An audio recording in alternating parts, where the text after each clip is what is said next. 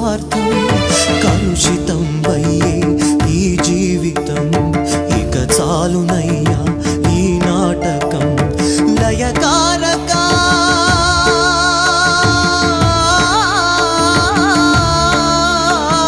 లయకారక ఇక చాలిక అర్ధనారీశ్వర గౌరీ శంకర